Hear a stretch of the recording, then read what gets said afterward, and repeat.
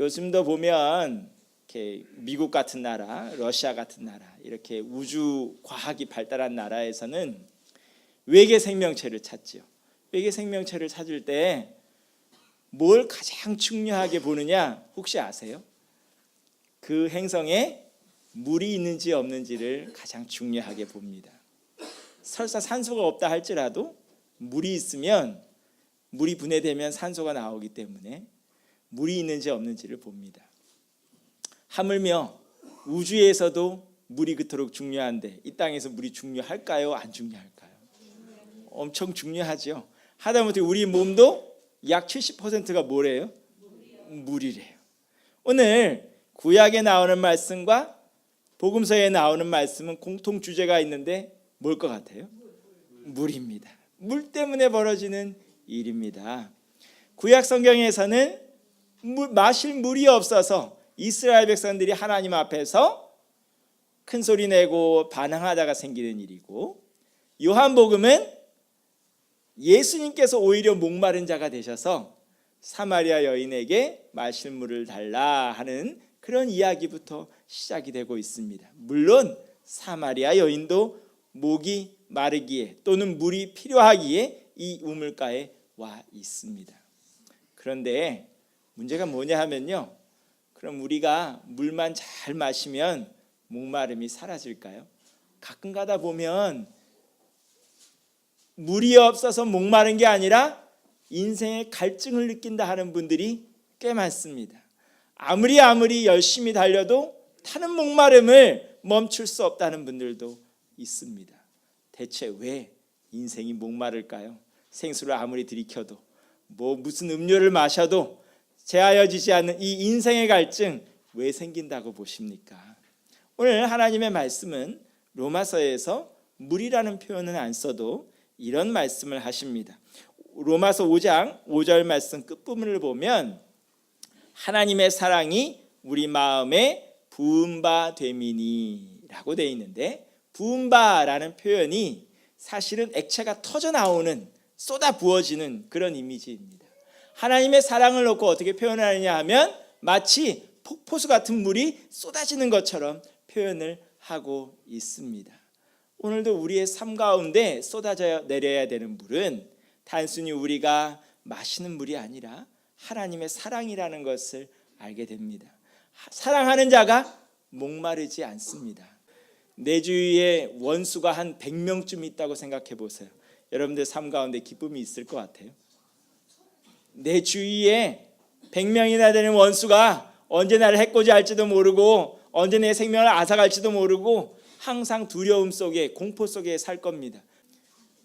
주변에 원수들만 있으면 인생의 갈증을 넘어서서 공포 속에 살 수밖에 없습니다. 사랑하는 사람은 어떨 것 같아요? 연애하셨던 분들한테 한번 여쭤보고 싶어요. 연애할 때 배고픈가요? 안 배고픈가요? 연애할 때는요, 안 먹어도 안 마셔도 상대방 얼굴만 보고 있어도 배가 불러야 정상입니다. 사랑한다는 사람이 옆에 있는데도 이게 더 필요하고 저게 더 필요하고 항상 뭔가가 부족함을 느낀다면 점검을 해볼 필요가 있습니다. 보기만 해도 기쁘고 보기만 해도 배부르고, 부모님도 자식을 볼 때 그렇죠. 자식이 그야말로 나한테 뭐 하나 해주는 거 없어도 자식이 행복한 거 보고만 있어도 나도 행복하고 나도 배부릅니다. 그래서 유명한 가수 G.O.D가 부른 노래가 있지요. 어머니는 뭐가 싫다고 하셨어요? 짜장면이 싫다고 하셨어요. 엄마가 정말 짜장면이 싫었을까요? 짜장면을 너무 좋아하지만 자식이 짜장면을 먹는 것만 봐도 나도 배부른 거, 그것이 부모님의 마음이고 부모님의 사랑이고 사랑하는 사람들이 배부른 이유를 보여주는 것입니다. 그런데 사랑이라는 말, 요즘에 사랑이라는 말만큼 남용되는 말도 없습니다. 여러분들 대중가요들 들어보세요. 사랑 빼면 노래 절반 이상이 사라질 겁니다. 그렇게 많은 사랑 노래가 쏟아짐에도 불구하고 우리 사회는 어떤 것 같아요? 그토록 사랑이 메마른지 알 수가 없습니다.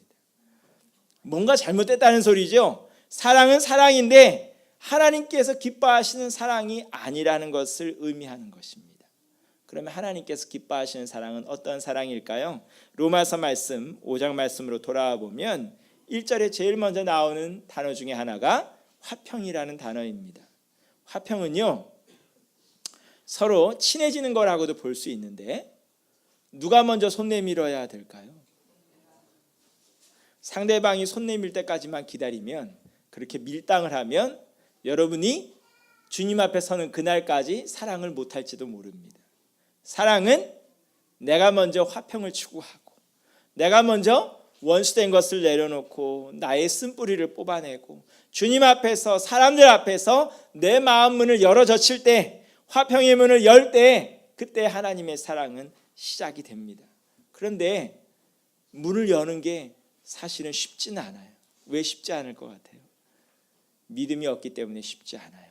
제가 말하는 믿음이란 단순히 교회 안에서 말하는 믿음만을 의미하는 것이 아니라 서로가 서로를 신뢰하는 것을 의미하는 것입니다. 상대방이 원수라는 생각을 가지고 있고 못 믿는데 어떻게 화평의 문을 열어 젖힐 수가 있겠습니까? 신뢰가 쌓여야 문을 열어 젖힐 수가 있는 것이죠. 이 모임분들이 서로가 다르잖아요. 그러면 다르면 일단 사람들은 어떤 기본 심리가 있냐면, 다르면 공포심을 느끼고 경계를 합니다. 다르니까. 비슷하면 경계를 푸는데 다르면 경계심을 가집니다. 서로 다른 것만 보면 설 수가 없습니다. 하지만 우리는 하나로 뭉칠 수 있습니다. 어떨 때 뭉칠 수 있을까요? 한 분 예수 그리스도를 바라보면 뭉칠 수 있습니다. 그것은 무엇을 의미하느냐 하면 신뢰를 가진다는 걸 의미합니다. 저 사람도 예수님의 사람이고 저 사람도 하나님 섬기는 사람이고, 비록 나와 다르고 나와 생각이 다르고 나와 추구하는 게 다르다 할지라도 저 사람도 하나님을 섬기는 사람이라는 신뢰가 있으면 화평의 문을 열어 젖힐 수가 있습니다. 서로가 다르다는 것을 인정하지 못하고 수용하지 못하면 그것만큼 각박한 사회가 없습니다. 여러분들 가정을 둘러보세요. 가정 식구들은 서로 비슷해요.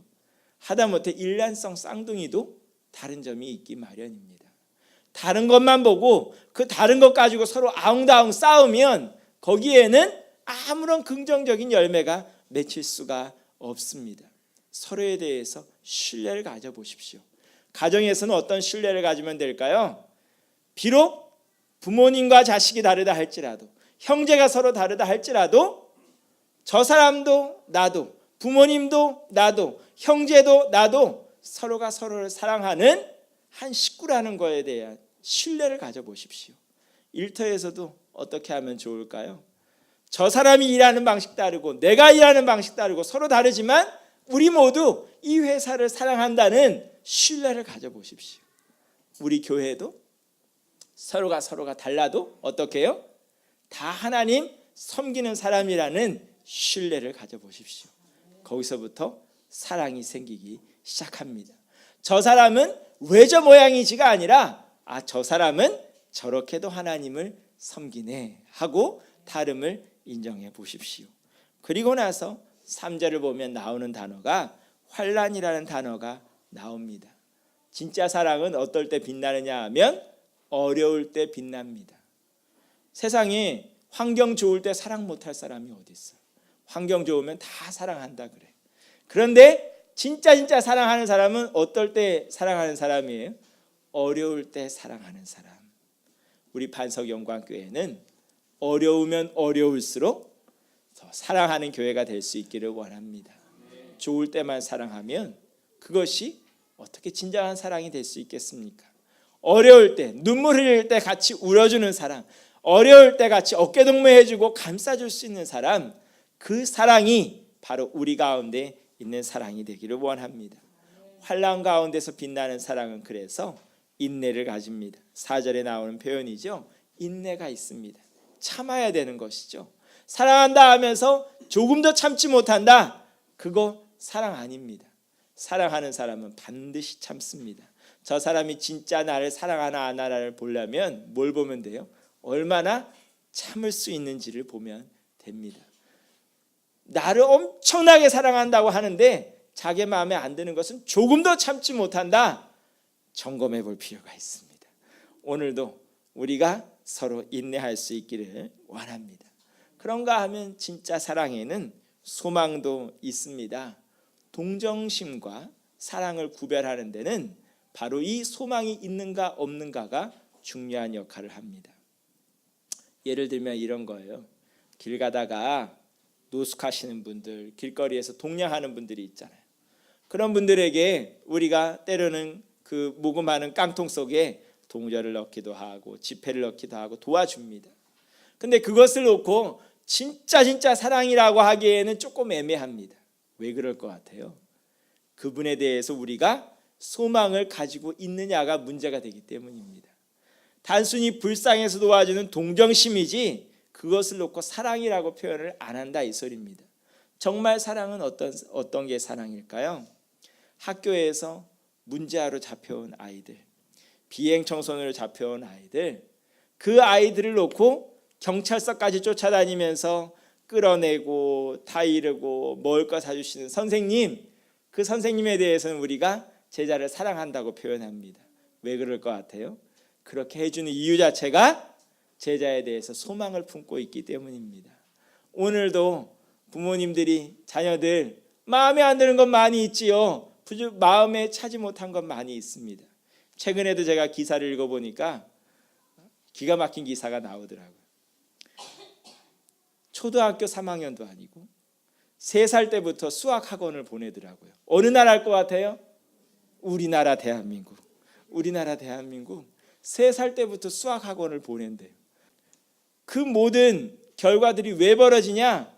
부모님 욕심 때문에 생기는 거예요. 부모님은 어떤 욕심을 가지는 거예요? 내 성에 안 차니까 그 성에 차는 데까지 끌어올리기 위해서 자녀들을 그렇게 들볶고 있는 것이죠. 어떻게 보면 소망인 것도 같지만 소망보다는 욕심이 너무 많은 거죠. 정말 소망은 어떤 것일까요? 내가 키우는 제자가, 내가 키우는 자식이, 또는 내 주변에서 나와 함께하는 사람들이 정말 행복해지는 것, 바라는 것, 그것이 소망이라면 소망일 수가 있습니다. 주 안에서 우리가 가진 소망은 무엇일까요? 우리가 주 안에서 서로 사랑하고 화목하고 모두가 행복하고 사랑하게 되는 것, 그것이 주님께서 우리에게 주신 소망이고 우리가 마땅히 주님 앞에 설 때까지 가져야 될 소망입니다. 단순히 동정심이 아니라 불쌍해서 위해 주는 것이 아니라 서로가 서로에 대해서 소망을 가지는 하나님의 사랑이 있기를 원합니다. 바로 그것을 보여주는 것이 오늘 요한복음에 나오는 이야기입니다. 여러분들이 사마리아 여인과 예수님의 얘기를 잘 읽어보시면 알지만 예수님은 뭔가 집요하게 한 가지를 얘기하는데 사마리아 여인은 계속 딴 얘기를 합니다. 계속 딴 얘기를 하는데도 예수님은 포기하지 않습니다. 뭘 보여주시는 거예요? 인내를 보여주시는 거죠. 인내를 보여주시면서 이 사마리아 여인이 비록 지금은 예수님은 이해하지 못하더라도 주님 앞에 돌아오는 아브라함의 딸이요 하나님의 백성이 될 것을 믿기에 오늘도 예수님은 사마리아 여인을 집요하게 붙들고 설득하고 있는 것입니다. 사마리아 사람들이 비록 예수님을 괄시하고 못 믿는다 할지라도 예수님은 인내를 가지고 그들에게 주의 말씀을 전할 때 어떤 역사가 일어났을까요? 42절 말씀을 보면 이제 우리가 믿는 것은 내 말로 인함이 아니니 이는 우리가 친히 듣고 그가 참으로 세상의 구주신 줄 알미라 하였더라. 사마리아 사람들이 주 앞에 돌아온 이유는 예수님의 끈질긴 사랑에 있는 것입니다. 사마리아 여인 하나 붙들고 끈질기게 한 사랑, 그 사랑이 사마리아 마을 전체로 이어지고 그 사람들이 다 주님께로 돌아오는 중요한 계기가 된 것입니다. 오늘 말씀을 마치며 여러분들 삶 가운데도 하나님의 사랑이 넘쳐날 수 있기를 원합니다. 여러분들이 아무리 많은 음료를 마시고 생수를 마셔도 여러분들의 삶의 갈증은 하나님의 사랑이 부어져야 채워질 수 있다는 것을 깨닫게 되기를 원합니다. 단순히 대중가요가 말하는 얄팍한 사랑이 아니라 오늘도 주님께서 말씀하시는 바 진정한 사랑, 깊은 사랑, 오늘도 우리를 하나로 만들고 주 안에서 온전히 세워주는 사랑이 우리 가운데 넘쳐날 수 있기를 간절히 축원합니다. 기도하겠습니다.